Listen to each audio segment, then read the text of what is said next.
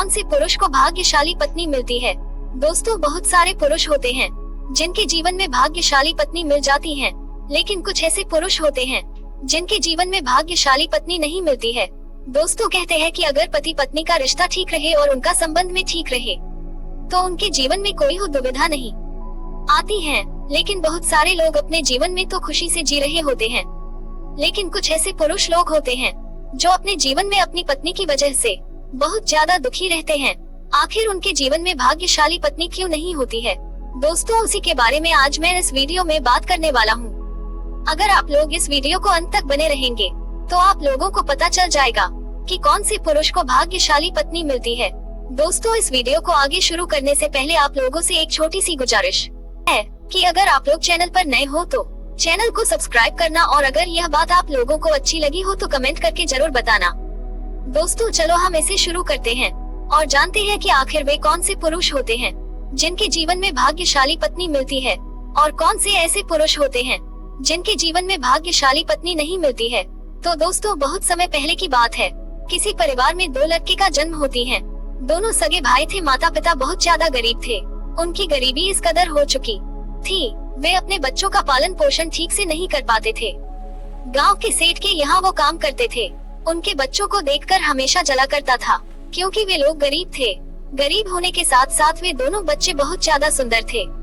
धीरे धीरे माता पिता उसी सेठ के यहाँ काम करते और अपने बच्चों का पालन पोषण करते। इसी तरह समय बीत रहा था। एक समय आया कि उनकी माँ दोनों बच्चों को लेकर सेठ के खेतों में काम करने जाती है। लेकिन दोस्तों, बच्चे तो बच्चे होते हैं।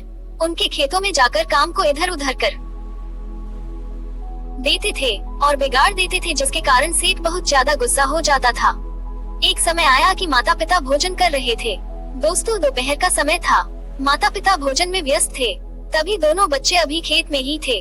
जब वह खेत में थे तभी वह सेठ बड़े बच्चों को इतना जोरों से मारा, जिसकी वजह से बहुत ज्यादा चिल्लाते हुए अपनी माँ के पास आया। और माँ जब उससे पूछी कि बेटे क्या हो गया, माँ को लगा कि हो सकता है खेतों में कीड़े फतिंगा उड़ रहे होंगे, उन्हें काट लिए होंगे। लेकिन लड़का अपनी माँ से पूरे बात को बताता है और कहता है कि अमीर सेठ ने मुझे बहुत जोरों से मारा, क्योंकि मैं उनके खेतों का काम इधर से उधर कर रहा था। माँ बेचारी कुछ नहीं कर पाए। वे हंसता हुआ सेठ आया और कहने लगा कि बच्चा झूठ बोल रहा है, मैंने तो इसे मारने का इशारा दिखाया लेकिन इसे मारा नहीं। लेकिन वह बेचारी कुछ नहीं कर पाई और अपने दोनों बच्चों को लेकर फिर से काम करने लगी। धीरे धीरे काम समाप्त कर वे शाम के समय जब घर लौट रही थी तब अपने पति से बातें कर रही थी कि बताएं हमारे बच्चे उस अमीर सेठ का काम कितना बिगाड़ देता, जो अमीर सेठ हमारे बच्चों को इतना जोरों से मारा है। लेकिन पति भी क्या कर सकता, पति भी अमीर सेठ के कर्ज में डूब चुका था। वह उससे बाहर निकालना उसके बस की बात नहीं थी, जिसके कारण वह अमीर सेठ के बारे में कुछ भी नहीं कहने वाला था। इसी तरह वह अपने घर पर पहुंच जाते हैं। पहुंचने के बाद वे लोग भोजन पानी करते हैं और रात के समय सो जाते हैं। जब वह सोते हैं तभी अचानक बड़े बेटे का रोने की आवाज होती है। माँ घबरा कर उठती है और कहती है कि बेटे क्या हुआ। तभी वह कहने लगा कि माँ, जहाँ पर सेठ ने मुझे मारा है बहुत जोरों से दर्द हो रही है। माँ, मुझे जल्द से जल्द अब इलाज कराए। माँ अपने पति को भी उठाई और पति पत्नी उसके ऊपर लहसुन को और तेल को पकाकर उसके ऊपर मालिश करने लगी। लेकिन दोस्तों, कुछ राहत हुई। उसके बाद भी उस बच्चे को आराम नहीं रहा था। अब वह बेचारे रात के समय कहाँ जाते। लेकिन जब पत्नी रोने लगी और बच्चा भी रो रहा था, पति से रहा नहीं गया। ये पति पास के एक डॉक्टर के पास जाता है और डॉक्टर के पास जाने के बाद अपने बच्चों को ले जाकर वहीं पर वह कहता है कि देखिए इसे चोट लग गई, और पूरे बात को बताता है। वे डॉक्टर साहेब जी बहुत अच्छे थे। उन्होंने बिना पैसे का फिक्र करके उसके इलाज करने के बाद में बच्चा थोड़ी देर बाद उसकी राहत आई और वे वहीं पर लेट गया। लेटने के बाद उसे नींद आई और अचानक उस समय सोया। और सुबह जब माँ और पिता ने उससे पूछा, बेटे तुम्हारी तबीयत कैसी है, वे कहने लगा कि हे माँ, अब मैं बिल्कुल ठीक हूँ। माता पिता अब सोच रहे थे कि बच्चे की तबीयत तो बहुत ज्यादा खराब हो चुकी है और हम लोग काम करने जाएंगे तो सेठ के यहाँ तो ठीक नहीं होगा, इसलिए आज हम लोग काम में नहीं जाएंगे। लेकिन पति इधर तो डर रहा था। सेठ ने कहा था कि अगर एक दिन तुम लोग काम में नहीं आओगे तो तुम्हारी सारी मजदूरी मैं रख लूंगा और मैं कभी भी मंजूरी नहीं दे पाऊंगा, जिसकी वजह से वे लोग डर रहे थे। और वे कहने लगा कि चलो हमारा बच्चा ठीक हो जाएगा, भगवान हमारे साथ अवश्य हैं। वे छोटे बेटे को कहकर चला गया, तुम अपने बड़े भैया को ध्यान रखना, तुम्हारे बड़े भैया की तबीयत खराब है। और आप अपने बड़े भैया के साथ ही रहना, कहीं खेलने मत जाना। जिसके कारण वे लड़का उसी के साथ रहने लगा और वे लोग काम पर चले गए। जब वह काम पर गए तो थोड़ी सी देर हो चुकी थी। दोस्तों, थोड़ी सी देर में वे अमीर सेठ बहुत ज्यादा उन लोगों पर नाराज था और कहने लगा कि मेरा काम नहीं कर सकते तो आप लोग मेरे पैसे चुका दो, मैं आपके बदले कोई और मजदूर रख पाऊंगा। लेकिन अमीर सेठ से पति पूरी बात को कहता है, लेकिन वह कहता है कि नहीं, तुम झूठ बोल रहे हो, मैं इतने जोरों से नहीं मारा जिसके चलते तुम्हारे बालक का तबीयत भी खराब हो जाए। तुम्हारे बालक का पहले से कहीं दर्द होगा, जिसके कारण वे रात के समय में वे दर्द बहुत ज्यादा तेज हो गई होगी। इतना बात कहकर वह अमीर सेठ कहने लगा कि अब ज्यादा समय लो और काम में लग जाओ। दोनों पति पत्नी काम में लग जाते हैं और काम करने लगते हैं और रोने लगते और ऊपर वाले से यह प्रार्थना करते हैं कि हे ऊपर वाले, आज अगर हमारे जीवन में धन संपत्ति होती तो हम लोग अपने बेटे को इस दुनिया में नहीं छोड़ सकते। हमारे बेटा को सेठ ने बहुत बुरी तरह से मारा है, जिसकी वजह से उसका तबीयत भी खराब हो चुका है और मैं भगवान से बातें कर रहे थे और काम भी कर रहे थे, साथ में उनकी आंख से भी आंसू आ रही थी। दोस्तों, ऐसा करते करते उन्होंने उस दिन का काम संपन्न कर अपने घर में आ चुके थे, जिसके कारण जब सामने माँ अपने बेटे के पास आई तो बेटा खेल रहा था। माँ को थोड़ी बहुत राहत हुई और कहने लगी कि भगवान, तूने हमारे बच्चों को ठीक कर दिया, और वह भगवान को और ज्यादा पूजने लगी। इसी तरह धीरे धीरे समय बीत रहा था। एक समय आया कि वह लड़के बड़े हो चुके थे। अब अमीर सेठ के जीवन में कोई भी संतान की प्राप्ति नहीं थी। इधर उधर बाबाओं के पास जाता और कहता कि हे बाबा, हमारे जीवन में एक भी संतान की प्राप्ति नहीं है, आप कुछ ऐसा करो कि हमारे जीवन में संतान की प्राप्ति हो जाए। बहुत सारे बाबा उसे तरह तरह के जड़ी बूटी देते और तरह तरह के उससे बातें कहते और उससे पैसे ले लेते। इसी तरह उसका दिनचर्या बन चुका था। एक समय आया कि वह अमीर सेठ थक चुका था और सोचने लगा कि मैं क्या करूं। तभी वह गांव में सुना कि एक बाबा मठ में रहा करते हैं, जो बाबा किसी न किसी को ऐसा सहायता करते हैं जो सहायता करने के बाद वे सहायता कभी भी वापस नहीं होती है और वे चले जाते हैं। जब ये बात सुनता है तो वह अमीर सेठ वहाँ पर चला जाता है। अमीर सेठ जब वहाँ पर जाता है वे कहते हैं कि तुम अपनी पत्नी को लेते आना। अमीर सेठ अपनी पत्नी को लेकर जाता है। अमीर सेठ की पत्नी को देखकर बाबा भौंक जाते हैं। दोस्तों, वे बाबा नहीं थे बल्कि एक चरित्रहीन पुरुष था जो बाबा का रूप धारण किया था और वे चरित्रहीन स्त्रियों को अपने सामने आकर्षित करने का प्रयास किया था और वे तरह तरह की स्त्रियों के साथ संबंध बनाने के लिए ऐसा वह करतब कर रहा था। उसके आसपास कोई भी ऐसे शिष्य नहीं थे जो उससे शिक्षा ले रहे थे। उस बाबा को देखते ही अमीर सेठ की पत्नी उसके पैरों में पड़ जाती है और कहती है कि हे बाबा, वर्षों का समय बीत चुका है, हमारे जीवन में एक भी संतान की प्राप्ति नहीं हुई है। हमारे साथ 2 मजदूर काम करते हैं, दोनों पति पत्नी हैं, उनके जीवन में 2 संतान की प्राप्ति हुई है, दोनों बेटे हैं। उनकी खूबसूरती को देखकर ऐसा लग रहा है कि वे कोई राजा की लड़का है। काश हमारे जीवन में उनके जैसे भी संतान की प्राप्ति हो जाती। वे बाबा कहने लगा कि हे बच्ची, तुम चिंता मत करो, तुम ऐसी बाबा के पास आई है, तुम खाली हाथ कभी भी नहीं जा सकती है। और बाबा कहने लगा कि हे बेटी, तुम ऐसी स्त्रियों की नाम ले जिसके पास बहुत सारे संतानें हैं, उन्हें संतान की कमी नहीं है और वे हर साल संतान की प्राप्ति करती हो। अगर तुम उनकी नाम लेती हो तो मैं ऐसा कुछ करूँगा कि उन्हें संतान होना बंद हो जाएगा, उसके बदले संतान तेरे जीवन में होने लगेंगी। ये बात सुनकर स्त्री खुश हो जाती है और वे गांव के कुछ ऐसे महिलाओं के नाम लेती हैं, जो महिलाएं अभी उम्र में छोटी थी, लेकिन उनके जीवन में अभी 1 से 2 बच्चे की प्राप्ति हो चुकी थी, जो गरीब परिवार से उनका ताल्लुकात था, जिसकी वजह से उनके नाम लेती है। वे बाबा छोटे मोटे जड़ी बूटी उसे खाने को देते हैं और वे दोनों चले आते हैं और वहाँ पे भी वे पैसे दे देते हैं। और वे वर्षों की तपस्या करने के बाद जब बाबा के पास जाते हैं तो कहते हैं कि हे बाबा, हमारे जीवन में अभी भी संतान की प्राप्ति नहीं हुई है, आखिर हमारे जीवन में संतान की प्राप्ति कैसे होगी। तभी वह बाबा कहने लगे कि हे बेटी, तुम अगर हमारे साथ मठ में आएगी, मैं तेरे कान में कुछ बात कहना चाहता हूँ, जिस बात को तू ही सुन सकती है और उसके बाद तेरे जीवन में संतान की प्राप्ति हो जाएगी। मैं तेरे कान में कुछ ऐसा मंत्र कहूँगा जिसकी वजह से संतान की प्राप्ति हो जाएगी और ये मंत्र तेरे अलावा कोई और नहीं सुन सकता है। और पति को मठ से बाहर खड़ा करवाया और खड़ा करवाने के बाद पत्नी को वे अंदर लेकर चला गया और वे मंत्र पढ़ने के बदले उससे वह तरह तरह की बातें पूछने लगा जो उसे नहीं पूछना चाहिए। जो पति पत्नी के बीच बातें होती हैं, वे भी बातें पूछने लगा। वे स्त्री उससे डर गई और कहने लगी कि हे बाबा, आप अश्लील बातें हमसे क्यों पूछ रहे हो? ये बातें मैं आपको कैसे बता सकती हूँ? तभी वह कहने लगा कि मैं तो बाबा हूँ और बाबा से क्या छुपाना, लेकिन वह स्त्री नहीं बता रही थी। तभी वह स्त्री से कुछ और भी बात पूछने वाला था। तभी स्त्री ने जोर से धक्का दी और उसके मठ से बाहर निकली और वे कहने लगी कि ये चरित्रहीन बाबा है, ये कोई बाबा नहीं है, ये तो बाबाओं को बर्बाद कर रहा है। दोस्तों, इसी तरह कुछ ऐसे लोग होते हैं जो बाबा के रूप को धारण करती हैं और बाबा के रूप को धारण करने के बाद सारे बाबाओं के ऊपर लांछन लगाते हैं। इसलिए दोस्तों, आप कुछ बाबाओं के चक्कर में मत पड़िए जो बाबा कहते हैं कि आप अपने स्त्री को मेरे साथ अकेले बैठने को दीजिए जब मैं उससे अकेले में बात करना चाहता हूँ। वैसे बाबा के ऊपर आप लोगों को विश्वास नहीं करना है तो इस संसार में बहुत सारे अच्छे बाबा हैं। उन सभी अच्छी बाबाओं के लिए मेरे हाथ जोड़कर उनका नमस्कार है। इसलिए दोस्तों, आप लोग बुरे बाबाओं के ऊपर ये बातें मत रखना, क्योंकि इस संसार में कुछ ऐसे चंद बाबा है जो बाबा को नाम खराब करने में लगे पड़े हैं। उन बाबा के बारे में यहाँ भी बात हो रही है। दोस्तों, अमीर सेठ ने जब ये बात को सुना तो उसे बहुत जोरों की गुस्सा आया और उस बाबा को मारने लगा और उसे इतना जोरों से मारा और मारने के बाद एक नदी में उसे फेंक दिया और वे गुस्से में अपने घर आ पहुंचा।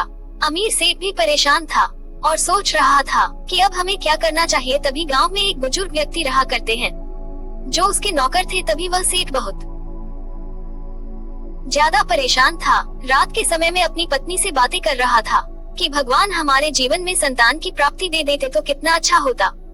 तभी वह पत्नी रोने लगी। पत्नी को रोना देख अमीर सेठ के भी आंख से आंसू आ रहे थे। वे बूढ़े बुजुर्ग व्यक्ति यह सब देख रहे थे। सुबह उठकर वह जैसे सेठ के पास पहुँचे और उन्होंने कहा कि हे सेठ, मैं आपसे कुछ बातें करना चाहता हूँ। मैं भले ही आपका नौकर हूँ पर आपका दुख दर्द देखना नहीं चाहता हूँ। तभी वह कहने लगा कि बोलिए, आप क्या कहना चाहते हो। तभी वह कहने लगे कि हे सेठ, आपके जीवन में एक भी संतान की प्राप्ति नहीं है। आप लोग संतान की प्राप्ति से बहुत ज्यादा दुखी है। आपकी पत्नी भी दुखी है, लेकिन मैं बता रहा हूँ कि तुम्हारे जीवन में संतान की प्राप्ति होगी या नहीं होगी, आप दोनों को बता सकते हैं और वे दोनों लोगों के बात कभी झूठ नहीं हो सकती है। तभी उन्होंने कहा कि बताओ वे दोनों लोग कौन हैं। अभी अमीर सेठ से बूढ़े बुजुर्ग व्यक्ति कहने लगे कि जो वह मजदूर और मजदूर की पत्नी है, दोनों आपके यहाँ काम करते हैं, जिनके जीवन में 2 संतान की प्राप्ति हुई है। उनकी सुंदरता भी बहुत अच्छी है। वे लोग बहुत ज्यादा भगवान से अपनी बात को अच्छे से करते हैं, भगवान भी भरोसा रखते हैं और भगवान उनसे बात भी करते हैं। लेकिन ये बातें किसी को मत बताना। ये बातें पूछना और कहना कि मुझे पता चली है और उनसे माफी मांगना। हो सकता है आपको ये बातें बता दे। अगर आप ये बातें किसी को बताओगे तो आपके जीवन में संतान की कमी रह जाएगी। ये बात सुनकर अमीर सेठ चौंक गया और कहने लगा कि आप क्या कह रहे हो और पागल हो गए हो, और उनके जीवन में पहले से गरीबी है मगर वे लोग भगवान पर भरोसा करते हैं, भगवान में विश्वास करते हैं, तो भगवान उनकी गरीबी क्यों नहीं मिटा देते हैं। तभी वह बूढ़े व्यक्ति कहने लगे कि ये सेठ, मेरी काम थी बताना। मैं आपके साथ कभी भी न्याय चाहता हूँ, अन्याय नहीं, इसलिए मैंने चाहा कि आपको मैं बता दूं। आप मेरे मालिक के रूप में हो, बाकी आपकी मर्जी। अमीर सेठ ने कुछ सोचा और सोचने के बाद सोचा कि चलो काम करने आते हैं। जब वह हमारे घरों में काम करने आएंगे तभी मैं पूछ लूंगा। इतना सोचने के बाद वे अमीर सेठ अपने कमरे में गया और अपनी पत्नी की हालात को देखा तो पत्नी बहुत ज्यादा रो रही थी। रोते रोते वे बिस्तर पर लेट चुकी थी और पत्नी का खूबसूरत चेहरा भी रोने की वजह से बिगड़ चुका था। तभी वह पति पत्नी काम करने आते हैं और काम करने लगते हैं। अमीर सेठ ने जब ये देखा तो कहा कि तुम्हें काम करने की जरूरत नहीं है। जब दोनों पति पत्नी ने यह बात सुना कि अमीर सेठ कह रहा है कि आज आप लोगों को काम करने की जरूरत नहीं है, तो वे लोग घबरा गए और सोचने लगे कि अमीर सेठ हम लोगों से नाराज हो चुका है। आखिर हमने ऐसा क्या गलती कर दिया जिसके कारण हम लोगों से कह रहा है आज आप लोग काम करने की जरूरत नहीं है। तभी वह अमीर सेठ पास आता है और माफी मांगने लगता है। अमीर सेठ को माफी मांगते पति और पत्नी घबरा गए और कहने लगे कि हे मालिक, आप हम लोगों से क्यों माफी मांग रहे हो। तभी वह कहने लगा कि आज से मैं मालिक नहीं हूँ, आज से मालिक आप लोग हैं। आपकी जो भी जरूरत है आप लोग पूरा कर सकते हो। और उसे कमरे में लेकर गया और कमरे में ले जाकर दरवाजा बंद कर दिया। वे लोग घबरा गए। पति सोच रहा था अमीर सेठ जरूर हम लोगों से कोई न कोई रहस्यमयी बातें अवश्य करेगा। और वे अपनी बात को कहना जारी रखा और कहने लगा कि मेरे जीवन में संतान की प्राप्ति नहीं है और आप लोग समझते हो कि जिनके जीवन में संतान की प्राप्ति नहीं होती है उस माता पिता को लगता है कि हमारा संसार है अधूरा है, उन्हें संसार में कुछ भी दिखाई नहीं देता है और आप लोग मेरे संतान की जरूरत को पूरा कर सकते हैं। पति कहने लगा कि हे सेठ, आपसे यह बात किसने कहा, अब जरा उनके नाम को बताओ। सेठ ने जब ये बात सुना तो उसे याद आया कि मेरे नाम कभी भी मत बताना। सेठ ने कहने लगा कि मुझसे किसी ने नहीं बताया। हाँ, मुझसे तो सपने में भगवान ने बताया कि आपके घर में पति पत्नी जो काम करते हैं वे आपके बारे में अवश्य बता सकते हैं। और वे सेठ उनके आगे हाथ जोड़ दिया। हाथ जोड़ने के बाद रोने लगा। जब सेठ रो रहा था तभी पत्नी को दया आ गई और वे अपने पति से कहने लगी कि आप मान जाए और इनके भाग्य को देखकर बता दीजिए। पति भी अपनी पत्नी से बहुत प्रेम करता था और पत्नी की बात को कैसे टाल सकता था, जिसके कारण उसकी बात माने और मानते ही उन्होंने कहा कि हे सेठ, आज मैं आपके भाग्य के बारे में देख रहा हूँ, लेकिन ये बात किसी से मत बताना और भाग्य को देखने के बाद आप जैसे हमारे साथ व्यवहार करते थे उसी तरह से आप हमारे साथ पेश आना। किसी को मालूम नहीं चलना चाहिए कि इन पति पत्नियों को सेठ क्यों छूट दे रहा है और आपको छूट देने की आवश्यकता नहीं है। अगर आप हमें छूट दोगे तो आपके जीवन में दुविधा हो सकती है। वे लोग बहुत ज्यादा ईमानदार थे। सेठ ने जब ये बात सुना तो आश्चर्यचकित हो गया। ये बेचारे इतनी अच्छी बात जानते हैं, भगवान तक इनकी पहुँच है, उसके बावजूद भी यह कह रहे हैं कि हमें काम करने में कोई भी छूट मत देना, हमसे उतना ही काम करवाना जितना आप पहले काम करवाते थे। और वे भाग्य को देखने लगा। जब अमीर सेठ के भाग्य को देखता है तो उसकी आंख से आंसू आ जाते हैं और वे कहते हैं कि हे सेठ, तुम्हारे जीवन में संतान की प्राप्ति हो जाएगी, लेकिन आखिरी संतान की प्राप्ति में तुम क्या करोगे? इतनी बात कहकर उसने कहना छोड़ दिया और कहने लगा कि हे सेठ, हमारी बात मानो, अपने जीवन में बिना संतान के है अपने जीवन को व्यतीत कर लो, तुम्हारे जीवन में संतान की प्राप्ति हो जाएगी, लेकिन उस संतान से तुम्हारा जीवन और भी ज्यादा बर्बाद हो जाएगी। दोस्तों, अमीर सेठ ने जब इस बात को सुना तो उसे बहुत ज्यादा दुख हुआ और कहने लगा कि आप ही बताएं कि आखिर वे संतान हमारे जीवन में ऐसा दुविधा बन सकते हैं। तभी वह पति कहने लगा कि ये सेठ, आगे चलकर ये बच्चे बिगड़ जाएंगे, उनके पालन पोषण में थोड़ी सी भी कमी होगी तो ये बच्चे बिगड़ सकते हैं। तभी वह कहा कि लेकिन मैं आमिर सेठ हूँ, उसके जीवन में कोई भी कमी होने नहीं दूंगा, आप लोग हमारे जीवन में संतान की प्राप्ति करवा दो। और वे सेठ पर मंत्र को मारने के बाद फिर से चला जाता है और वे अपने काम में चले जाते हैं। देखते ही देखते समय बीत रहा था। इधर अमीर सेठ उन लोगों का कर्ज माफ करने वाला था। एक दिन उसने बुलाया और कहा कि मैं चाह रहा हूँ कि आप लोगों का कर्ज माफ कर दूं, क्योंकि हमारी पत्नी गर्भवती हो चुकी है, इसी खुशी में मैं माफी करना चाहता हूँ। तभी वह पति कहने लगा कि हे अमीर सेठ, मैंने आपको पहले ही कहा था कि आप मेरे ऊपर कोई भी एहसान मत करना जिससे मेरी कमी महसूस हो पाए। और वे इतना कहकर काम में चला गया। अमीर सेठ ये बात को सुना उसे बहुत ज्यादा खुशी हो रही थी कि बेचारा कितना ईमानदार है। धीरे धीरे एक समय आया और उसके जीवन में एक संतान की प्राप्ति हो जाती है।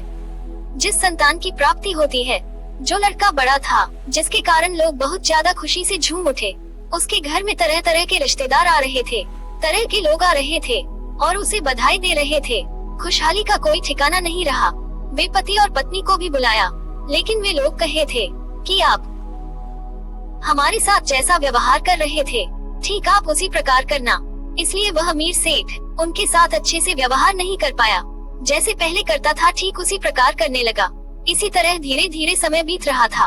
कुछ समय बाद जब दूसरे वर्षों का शुरुआत होती है, स्त्री फिर से गर्भवती हो जाती है और कुछ समय बीतने के बाद फिर से एक बेटे का जन्म देती है। अब उसके जीवन में 2 संतान की प्राप्ति हो जाती है। अब अमीर सेठ बहुत ज्यादा खुश हो जाता है। उसके बाद में याद आ जाती है, क्योंकि पति ने कहा था कि उन बच्चों को पालन पोषण में थोड़ी सी भी चूक हो जाएगी तो बच्चे बिगड़ सकते हैं और उनके जीवन में तरह तरह की दिक्कतें आ सकती है। अब वह अमीर सेठ बच्चों का पालन पोषण करने के ऊपर और ज्यादा लोगों को लगा देता है। देखते ही देखते कुछ समय बीतता है और एक बच्चा की मृत्यु हो जाती है। जिस बच्चे की मृत्यु होती है, जो बच्चा छोटा था, अब अमीर सेठ दुखी हो जाता है। उसे लगा कि हमारे पालन पोषण में ऐसा क्या कमी रह गया जिसके कारण हमारा बच्चे का मृत्यु हो गया। वे दौड़ता हुआ उनके घर पहुंचा और वे दोनों पति पत्नी एक साथ सो रहे थे और आधी रात का समय हो चुका था। जब वह अमीर सेठ ने आवाज लगाया, वे बेचारे घर से बाहर आए और कहने लगे कि बताओ क्या हुआ। तभी वह कहने लगा कि हमारा एक बच्चा मर चुका है, आखिर हमारे पालन पोषण में ऐसा क्या कमी रह गई जो हमारा बच्चा मर गया। तभी वह कहने लगा कि हे सेठ, आपके पालन पोषण में कोई न कोई कमी चूक हुई होगी जिसके कारण आपके बच्चे की मृत्यु हो गई होगी। इतना कहकर के वे दरवाजे को बंद कर देता है। दरवाजा जब बंद हो जाती है, अमीर सेठ वहाँ से चला आता है और अमीर सेठ जब घर पे आता है तो पत्नी पूछती है कि आप अपने बेटे को छोड़कर कहाँ गए थे। मरे हुए बच्चों को छोड़कर आधी रात को जाना ठीक नहीं होगा। लेकिन वह पत्नी से कुछ नहीं बताता है और झूठ बोलता है। मैंने वैसे ही कहीं चला गया था, मुझे पता नहीं कहाँ गया था और कहाँ नहीं गया था। इधर वह पति की पत्नी भी पूछ रही थी कि अमीर सेठ हम लोगों से क्या कहना चाहते हैं। वे पूरे बात को बता देता है। सुबह उठकर वह पति भी वहाँ जाता है। उसे बहुत ज्यादा दुख होती है कि ऐसा नहीं होना चाहिए। लेकिन क्या उसके बाद उसमें ऐसा क्या कमी आ गई थी जिसके कारण उसकी मृत्यु हो गई? इसके बारे में भी आगे बात होने वाली है। ठीक उसी तरह उसका अंतिम संस्कार हो जाती है। अब इस बच्चे का पालन पोषण और ज्यादा तेज बढ़ा देता है। उस बच्चे का पालन पोषण ठीक से करने लगता है। धीरे धीरे समय बीतता है, लड़का बड़ा हो जाता है और उसकी संगति कुछ ऐसे बच्चों से हो जाती है जो बच्चे चरित्रहीन थे और चरित्रहीन स्त्री को तलाश करते थे। ये जीवन में तरह तरह की दुविधा हो रही थी। इधर अमीर सेठ बुढ़ापे में जाने वाला था, जिसके कारण एक समय आया कि औलाद के चलते उसकी पत्नी की मृत्यु हो गई। क्योंकि वह जब अपने बेटे को देखती तो छोटा बेटा भी उसे याद आया करता, जिसके कारण उसकी मृत्यु हो जाती है। अब अमीर सेठ अकेला पड़ चुका था। उसे लगा कि अब हमारे बच्चों की शादी विवाह कर देनी चाहिए। लेकिन वो अपने बच्चों को शादी करने से पहले ये नहीं जानता था कि हमारा बच्चा चरित्रहीन हो चुका है। दोस्तों, इसी तरह समय तो बीत रहा था और कुछ ही दिनों बाद अमीर सेठ ने अपने बेटे के विवाह किसी अन्य स्त्री से कर देता है, जिसके कारण वो स्त्री उसके घर में आती है। लेकिन वह सुंदर थी, लेकिन उसका बेटा उससे मोहित नहीं हुआ और उसे पसंद नहीं करता था। उसे देखकर वो कमरा छोड़कर भागने वाला था, लेकिन वह कमरे छोड़कर नहीं भागा, लेकिन जो उसके साथ प्रेम भरी बातें नहीं किया करता जो उसे करना चाहिए। और वह चरित्रहीन स्त्री के बस में उसके साथ भोग विलास करने के लिए और उसी के साथ रहने का प्रयास करने लगा। धीरे धीरे समय तो बीत रहा था। अमीर सेठ चाह रहा था कि मैं अपना पोता को अपने गोद में खिलाऊंगा, लेकिन उसे पोता का सपना पूरा नहीं हो रहा था। एक समय था जब बेटे घर से बाहर निकल रहा था, तभी उसने पूछा है, हे बेटे, तुम अपने बहुओं का इलाज क्यों नहीं कराते? आज तक तुम्हारे जीवन में कोई भी संतान की प्राप्ति नहीं हुई है। तभी वह कहने लगा कि हे पिताजी, आप तो ऐसी स्त्रियों से शादी कर चुके हो जो ये भाग्यशाली नहीं है। अगर वे भाग्यशाली होती हमारे जीवन में संतान की प्राप्ति होती है, लेकिन वह भाग्यशाली नहीं है। अब अमीर सेठ घबरा चुका था और एक बाबा को बुलाता है और बुलाने के बाद अपने बहू के बारे में बात बताता है। बताने के बाद बहू को बुलाता है। बाबा बहू के बारे में देखते हैं तो कहते हैं कि यह स्त्री चरित्रहीन है, इसलिए आपका बेटा भी चरित्रहीन हो चुका है।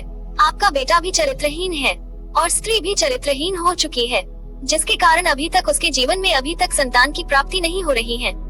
क्योंकि स्त्री भी आपके पुत्र के साथ रहना नहीं चाहती है और आपका बेटा भी बहू के साथ रहना भी नहीं चाहता है और वे भी गैर स्त्री के साथ संबंध बनाता है, तो बच्चे के जन्म कैसे हो सकती है? उन्होंने जब ये बात बताई तो अमीर सेठ को बहुत ज्यादा गुस्सा आया, लेकिन वह क्या कर सकता है? जब शाम के समय में बेटा घूमकर आया तो उसने डांटा और समझाए, उसके बावजूद भी वह नहीं माना। इधर जो पति पत्नी थे वे मजदूरी का काम किया करते थे। उनके दोनों बेटे के विवाह हो चुकी थी। जो बड़ा बेटा था उसके जीवन में एक अच्छी स्त्री का प्रवेश हुआ था। जो स्त्री बहुत ज्यादा सुंदर थी, उसका स्वभाव भी बहुत अच्छा था। उससे ज्यादा स्वभाव छोटी वाली बहू का था। उसका स्वभाव बिल्कुल अच्छा था। वे अपने पति के अलावा किसी अन्य पुरुष को देखना भी नहीं चाहती थी। जब वह घर से बाहर निकलती तो वह घूंघट के सहारे ही निकलती, उसे कोई भी नहीं देख सकता था। एक दिन बाबा ने उनके घर पहुँचे और दोनों स्त्रियों के बारे में ये बात को कहने लगी कि ये दोनों स्त्री बहुत ज्यादा भाग्यशाली है, इनके जीवन में कभी भी खुशहाली की कमी नहीं होगी। तभी वह पति पत्नी पूछने लगे कि हे बाबा, आखिर यह स्त्री भाग्यशाली कैसे हो गई? तभी वो कहने लगे कि जिन पुरुषों के साथ अगर ये घटना होती है, उनके जीवन में भाग्यशाली पत्नी मिल जाती हैं। तभी वे लोग कहने लगे कि बताए, आखिर ये हमारे बेटे के जीवन में ऐसी कौन सी घटना घटी है?